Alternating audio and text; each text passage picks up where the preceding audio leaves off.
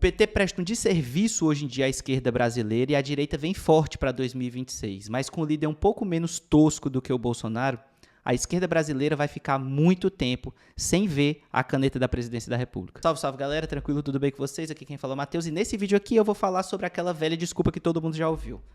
O Congresso não deixa o Lula governar. O Lula não tem maioria no Congresso. É por isso que o Lula não consegue pautar aquilo que ele deveria fazer. É por isso que o Bolsonaro não conseguia governar. É porque o Lira, a culpa é do Lira. É porque é o Rodrigo Maia, é porque a culpa é do Rodrigo Maia. É porque é o STF. Vocês conseguem ver que é sempre a mesma coisa, é sempre a mesma desculpa, é sempre o mesmo espantalho. E aí, o problema, na verdade, ele não é de correlação de forças, como eles falam, que a gente não consegue pautar o debate porque a gente não tem força suficiente no Congresso Nacional. O problema é de ideologia, de fato. Eles não querem pautar o debate, eles não querem se dispor, eles não querem assumir o risco. Um governante ele foi feito para assumir risco. Ele está lá para assumir risco. Se ele não consegue fazer nada, pega o boné, pede para sair e vai embora. Tá lá para quê? Essa foi uma frase interessantíssima que o Ciro trouxe na última newsletter dele, que ele fala o seguinte: olha, a gente é eleito para queimar capital político, para fazer o que tem que ser feito. E muitas vezes se indispor com a opinião pública, muitas vezes se indispor com a mídia, muitas vezes se indispor com os banqueiros, muitas vezes se indispor com aqueles que dominam e que, às vezes, hegemonizam a palavra publicada. Não é bem... Porque, às vezes, a gente... essa é a opinião pública. Não é a opinião pública, é a opinião publicada. E a gente se indispõe com essas pessoas que muitas vezes mandam no poder para poder fazer o que tem que ser feito. E, na verdade, o que falta não é correlação de forças. O que falta é vontade, o que falta é ideologia para fazer o que tem que ser feito. O Ciro tem uma fala no Roda Viva de 1995, acreditem se quiser, que é muito interessante. Eu vou reagir aqui com vocês, eu não vou colocar exatamente o vídeo, porque o Roda Viva geralmente ele vai bloquear o vídeo, mas eu vou colocar aqui essa foto e vou deixar o vídeo rolando aqui para a gente debater sobre o que o Ciro explica e como o Ciro explica como você deve dobrar, digamos assim, um Congresso que é reacionário, um Congresso que não vai passar suas pautas, e enfim. Vamos escutar aqui que é muito interessante. Só tinha essa pretensão. Agora é um modelo de desenvolvimento que precisamos. O senhor falou, está faltando povo, está faltando povo. O senhor está pensando numa campanha tipo o povo na rua? Não, tá o equívoco os estudantes na rua? Não. Então, como é isso? O equívoco que eu rebati logo, a provocação, que eu sei que a provocação adora, é o seguinte: o paradoxo da legitimidade, vou reproduzir o que é. Quando o presidente se elege, ele se elege com base na expectativa pouco crítica das maiorias de que aquele é o escolhido e que ele será o portador da esperança.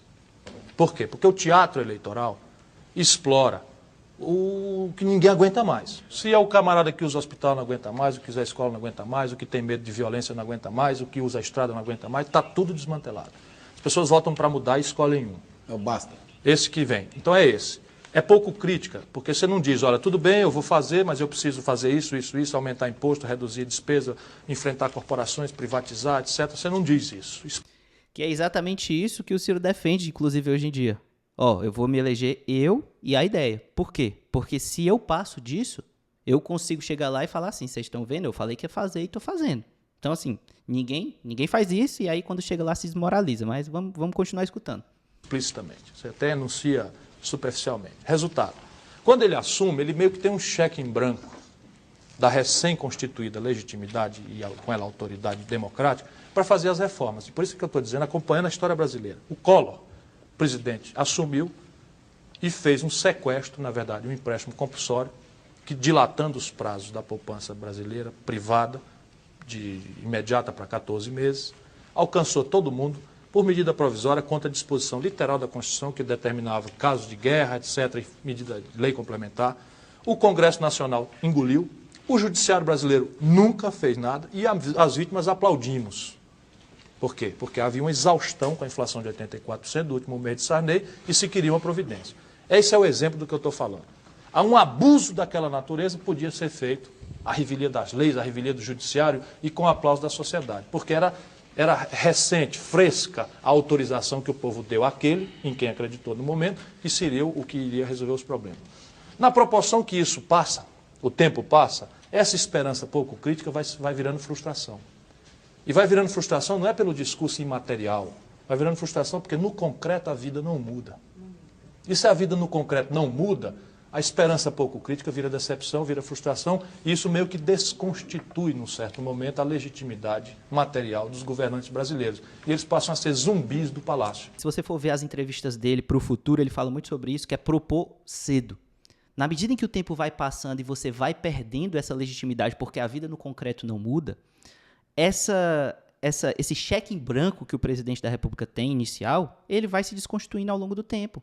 E você vai virando muito mais, e se você não acena para a sua base, que é isso que o PT não faz em nenhum momento, porque o discurso é um, mas o concreto é outro, a votação é outra, as medidas são outras, você vai se desconstituindo e você vai dependendo cada vez mais de jogar o jogo do Congresso Nacional. Então, quando o PT fala que eu não consigo fazer nada porque o Congresso Nacional... É porque você está tão dependente do Congresso Nacional e você se distanciou tanto das pautas sociais, se distanciou tanto da rua, se distanciou tanto das pessoas que te constituíram, que você vai depender cada vez mais.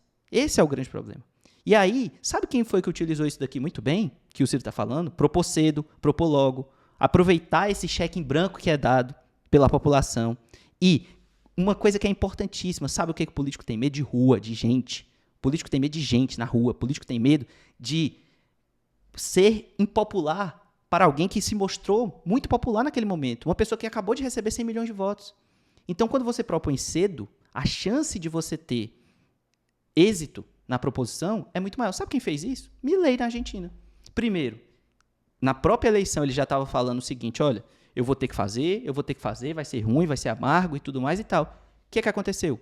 Chegou no governo 600 medidas. Quem fala muito bem isso, vou procurar o vídeo aqui para mostrar para vocês, o Vladimir Safato, ele fala muito bem sobre isso. 600 medidas. Vocês acham que ele pensou daquilo ali do dia para a noite? Não, aquilo ali foi pensado muito antes. No primeiro dia, apresentei, perdi 500, mas passaram 100. Você já começa a mostrar alguma coisa. Agora, o que o PT mostra? Superávit primário, meta de inflação, câmbio flutuante, taxa de juros a 10,5. Mudou o quê, gente? Mudou o quê? Porque o Lula não é o Bolsonaro. É só isso? Porque o Lula é democrata. Porque realmente é uma virtude? Bom, legal, bacana. Mas assim, até quando? 2 anos? E nada? E aí, o que acontece? Essa visão pouco crítica da sociedade, ela vai se desfazendo. E a sua legitimidade vai se tornando... E aí você vai virando um refém do Congresso Nacional, você vai virando um zumbi do Palácio do Planalto, que ninguém sabe onde é que está, que não aparece, que só fica viajando por aí. E o que acontece? Você se desconstitui, e aí a direita volta. E se a direita encaixar um líder que não seja tão tosco... Cara, se o Bolsonaro tivesse colocado... Assim, cara, tivesse feito ele tivesse gerido minimamente a pandemia, tivesse colocado um comitê de crise, tivesse feito qualquer coisa, esse cara tinha sido reeleito presidente do Brasil. Agora, você imagina se vê um cara que não é tosco. Você imagina se vê um cara que tem 2 neurônios, que pensa. E eles, você percebe o que alguém como Milei fez? Ele já vem com 600 medidas econômicas em uma semana. Ninguém cria 600 medidas econômicas assim do dia para a noite. Esse troço está totalmente hiper bem pensado. E é claro, você começa a falar, mas essa medida não foi aprovada. Sim, se metade das medidas não foram aprovadas, você aprovou 300. Já mudou tudo, entendeu? Não tem como você perder, simplesmente. Isso é uma lição política. Porque eu adoraria que a gente tivesse feito alguma coisa parecida. Então vota do Ciro, Vladimir, porque o Ciro está falando isso desde 1995 e ninguém escutou. Entendeu? Em algum momento, botasse então, essa aqui a gente vai fazer 600 medidas. Entendeu? A gente ia perder 500, a gente aprovava 100. Entendeu? Aprovava 100 que já conseguia impor um processo irreversível de transformação. Então, ou seja, você convida as pessoas para um processo real de transformação. Depois de tudo isso, com toda a catástrofe econômica que se anuncia, o sujeito tem 63% de aprovação. Por quê? Justamente pelo aquilo que o Ciro estava falando. Porque você comunica, olha, isso aqui, eu estou fazendo isso aqui por causa disso aqui. Porque é o amargo para o doce. Exatamente aquilo que o Ciro estava falando. Exatamente aquilo que o Milei fez. 63% de aprovação. Por que ele não perdeu o povo? Porque, primeiro, ele não cometeu estelionato eleitoral, ele não verbalizou uma coisa e chegou no poder e fez outra, não perdeu o apoio popular e o político do Congresso morre de medo de quem tem apoio popular, e ele não perde a base. Por quê? Porque ele está dizendo, mesmo que eu perdi, eu estou tentando. Eu só não estou conseguindo porque, cara, Não tá, mas eu tô aqui. Todo dia tô lutando por vocês. E quem me elegeu sabendo, e eu não tô traindo aquilo que eu pautei na eleição. Agora, o PT faz isso? Não. O PT se elege com um discurso assim, chega lá e faz a mesma coisa. Né? Ah, por quê? Porque o povo argentino entrou em loucura, entrou em desvario, como o progressismo gosta de falar. Ele queria quebrar tudo, né? Como se fosse uma responsabilidade social. Não é isso que está acontecendo. Está acontecendo outra coisa. A primeira coisa que está acontecendo, o peronismo entrou em colapso completo. O progressismo peronista foi uma catástrofe. E isso é bom isso ser lembrado, porque a gente segue esse caminho, de uma certa forma. Segue essas estruturas, mais ou menos, do populismo de esquerda, que é próprio do progressismo latino-americano. Ele não conseguiu realizar nada do que ele prometeu, ele ainda conseguiu colocar o país em crise, uma crise profunda. Ele foi gerenciando os seus próprios limites. E o que acontece? O desejo de ruptura passa para o outro lado. E esse desejo de ruptura tem uma razão. Porque você é como se a sociedade falasse: olha, eu prefiro algo que eu não sei onde vai dar, do que algo que eu sei muito bem onde vai dar e não vai dar bem. Né? É exatamente isso que está acontecendo aqui, é exatamente isso que aconteceu para eleger Bolsonaro e é exatamente isso que o PT continua fazendo e continua errando e continua tornando o discurso da direita cada vez mais fácil. E aí eu digo para vocês, e vou repetir, o próximo não vai ser Bolsonaro não. Ele vai ter 2 neurônios. E sabe quando é que o progressismo, pelo menos dito progressismo, vai voltar para o poder?